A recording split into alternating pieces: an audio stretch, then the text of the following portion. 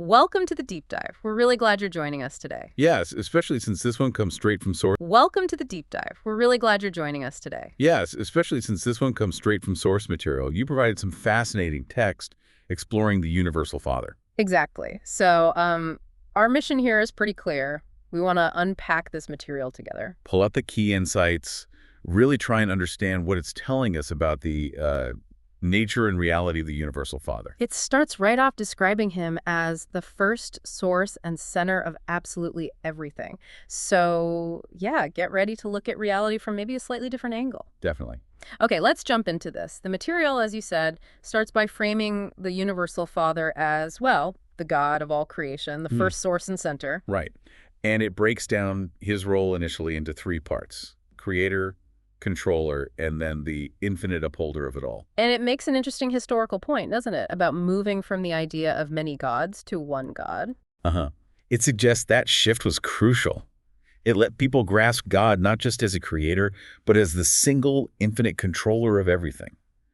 That unified view wasn't really possible before, you know? That makes sense. And the text gives a reason for all this creation, the universe of universes, Yeah. why it exists. Yeah, it says it was made specifically to be inhabited by intelligent creatures, beings like us, who could actually know God. And not just know him, but receive divine affection and, importantly, love him back. Right. It wasn't just made for no reason. It was designed to be inhabited by beings capable of that relationship. And it mentions that, the enlightened worlds out there, they recognize and worship the same universal Father. The eternal maker, the infinite upholder they see at the heart of it all. Which brings us right to the goal, this incredible goal set for creatures, including us. The text calls it the long, long paradise journey.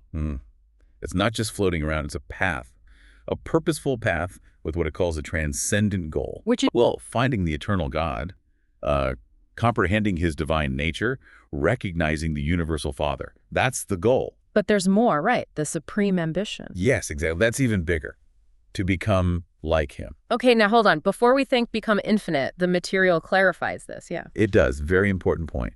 It's not about becoming identical to God in his absolute perfection. That's impossible for us. It says, as they are in their spheres, just as he is in his paradise perfection. And it gives that famous mandate, be you perfect, even as I am perfect. And this is key for us. Urantia mortals, as the text sometimes calls us. Infinite perfection. No. But attaining this divine goal in our sphere, that's possible. And what does that mean, practically speaking? Well, the materials suggest it means achieving a fullness of self-realization, of mind attainment, but within our own realm. A perfection relative to our place in creation, comparable to God's perfection in his sphere of infinity. So striving for this isn't just like a nice idea. The source presents it as our first duty. Highest ambition, even. The certain destiny of our eternal spiritual progress. And ultimately, the supreme adventure. It sounds like the core purpose of our whole journey. That's the sense you get. So, given how central this being is, how does the source talk about how he's known? Does he have a specific name? Well, that's interesting. It says, he's known by many, many different names across all the universes and worlds. Why so many? It seems to depend on the creature's concept of the creator. Different levels of understanding, different perspectives. And crucially, the text states God has never actually revealed himself by a specific name. Only by his nature. That distinction feels really important. It does. It helps explain why Father seems like such a natural choice for creatures like us. Right. It grows out of recognizing that personal relationship with the first source and center. It's not assigned, it's discovered.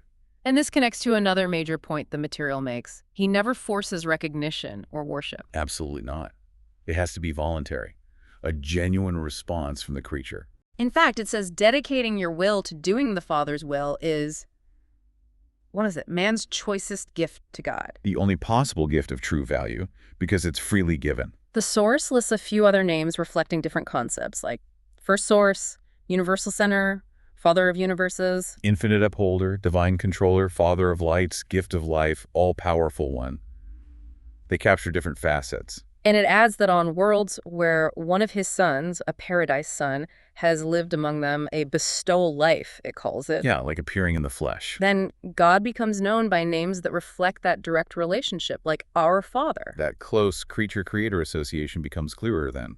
Here on our world, Urantia, God is obviously the most common term. But the text really emphasizes that the name itself isn't the main thing. What matters is knowing him and aspiring to be like him. Exactly. So let's talk about the reality of God according to this text. How is he described? It's quite powerful. God is presented as the primal reality in the spirit realm. He's the source of truth in the mind spheres.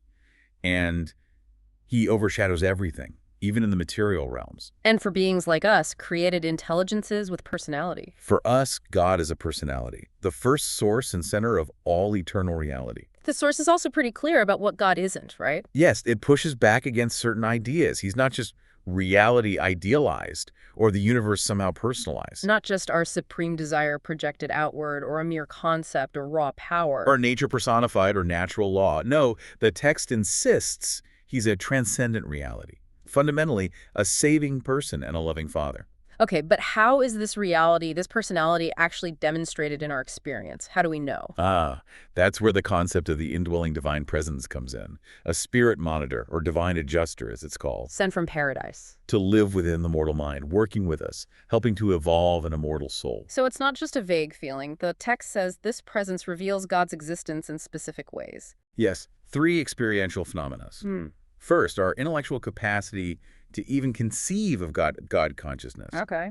Second, that deep spiritual urge to search for him, God-seeking. And third, That personality craving, the desire to be like God, to align our will with his. and the text makes a point about proof here, doesn't it? It does. It stresses that God's existence can't be proven like a scientific theory or a logical theorem. It's realized. Realized directly in human experience.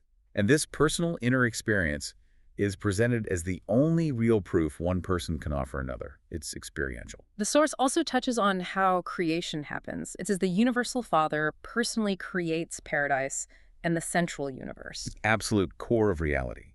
But the vast outer universes, like ours, Nebadon, They're created and organized by his sons. Paradise sons, like the one named Michael, who is credited with creating our specific local universe. right. But even with the sons doing the creating locally, the Father's overall control is absolute. How does that work? Well, he exercises cosmic over-control physically through the Isle of Paradise. He functions as mind through the infinite spirit. And he manifests as spirit through the eternal Son and his children. But that doesn't mean he's hands-off or distant. Not at all. The text is clear. He still acts directly and personally throughout creation, often using these fragmented spirit presences, like the adjusters inside us, as points of contact. There's that simple, direct statement in the source, God is spirit. Yeah, and it means it literally. He's a universal spiritual presence, an infinite spiritual reality. And this ties into the idea of being created in his image. Exactly. It's not about physical looks. It means being indwelt by these divine fragments, the mystery monitors sent from him. That's the image, the spiritual connection. Spirit beings are real, the text says, but invisible to us. Right, invisible to our physical eyes. So why can't we see him? Is he hiding? No, not hiding. The source explains his spiritual brilliance is just too intense, too overwhelming for material creatures like us. It quotes, "No mortal can see me and live." It refers to this overpowering spiritual light, unapproachable for us now. A light no mortal man can approach, yes. So seeing him, perceiving him, it takes something else. It requires what the text calls the faith vision of the spiritualized mind. Not physical sight, but spiritual insight. And this spirit nature is shared, right? Fully shared with the eternal Son and the infinite Spirit. They form a unified spiritual reality. God is presented as both universal spirit and, crucially, a universal person. Which leads us into this idea of divine mystery, because God is infinite and perfect. He'll always be, in some ways, a mystery to finite minds like ours. We can't fully grasp infinity. And the text points to one mystery as the greatest of all. Yes, the greatest of all the unfathomable mysteries is specifically that divine indwelling, the adjuster within the mortal mind.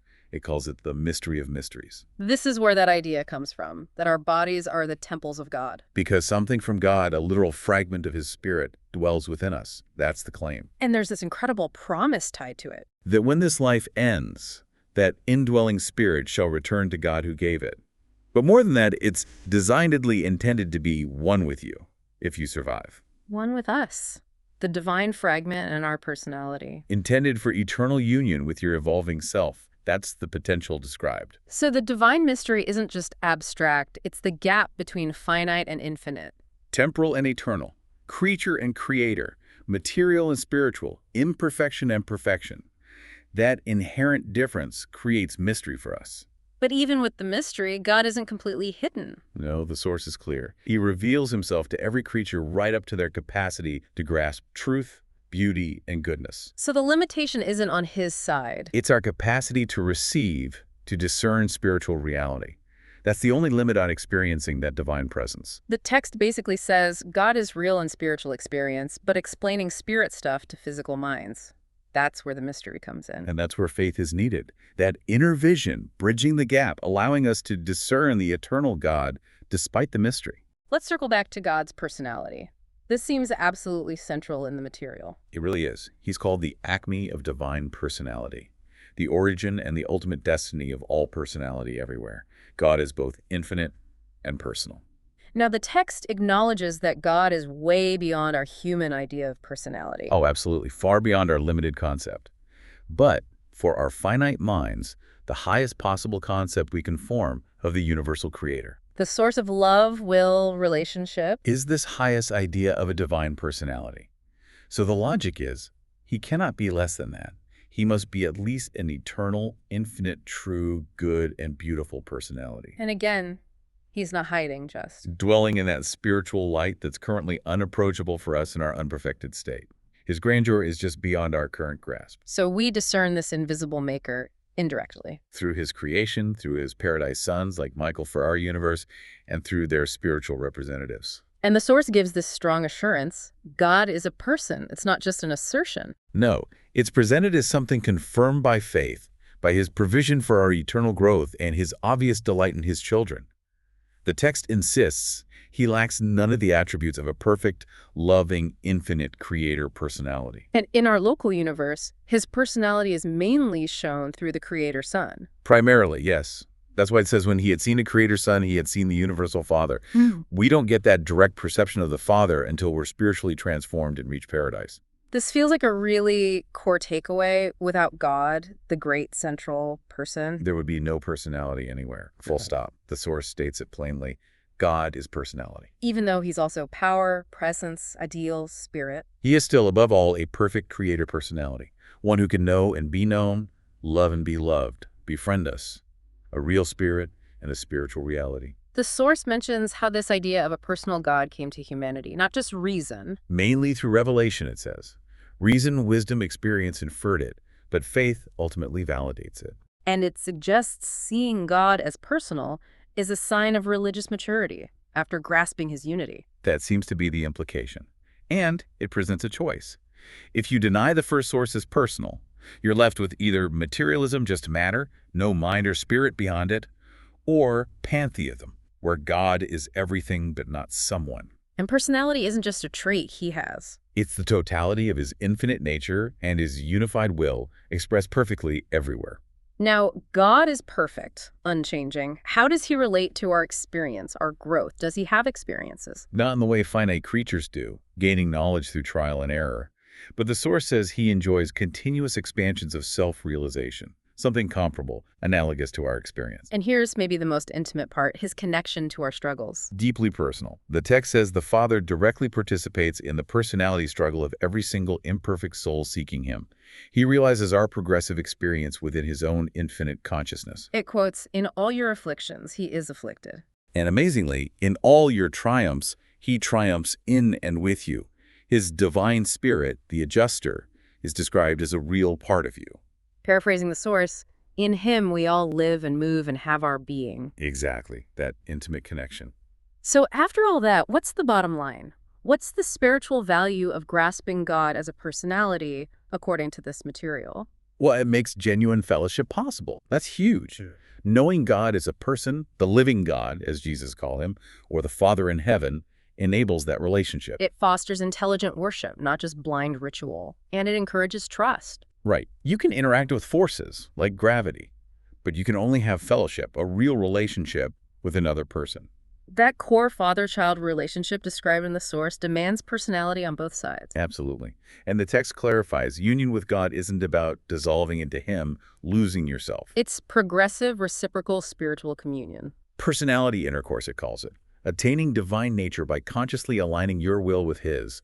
That sublime relationship requires two distinct personalities. The material also connects things like goodness, beauty, truth directly to personality. It argues they only make sense, are truly relatable in connection to a person. Only a person can love and be loved. Beauty and truth feel empty, maybe even hopeless, if they aren't attributes of a personal God, a loving Father who offers survival. It even touches on that paradox.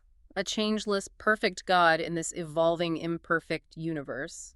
And it suggests our own experience helps us faintly grasp this, how we maintain a stable personality and identity, even while constantly changing and dealing with a changing world. And the source concludes this section by saying ultimate reality isn't grasped just by intellectual tools, math, logic, philosophy. Although those are valuable. But it's grasped most deeply by personal experience, specifically the experience of progressively conforming your will to the divine will of a personal God. It mentions higher personality concepts too: identity, self-consciousness, self-will, self-revelation. And says these imply fellowship, like the relationships within the Trinity, the paradise deities who exist within that fundamental unity. The Lord God is one. And, as the source itself notes, fully grasping all this. It's a journey. It takes progressive spiritualization, growing as we ascend through the universes. It unfolds over time. Wow. Okay, so we've really dug into the source material you brought us.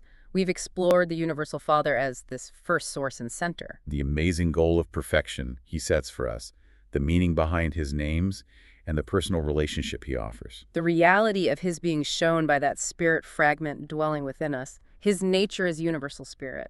The mystery surrounding His presence in our finite lives, and maybe most importantly, the profound significance of understanding Him as a perfect, loving personality. Yeah, this text paints a picture of God that's anything but distant or, abstract. Not at all. It reveals a being incredibly involved with creation, actively seeking that voluntary personal relationship with every single one of us, inviting us on this unbelievable eternal adventure toward becoming like Him, each in our own way. So maybe the final thought, based on everything in the source you shared.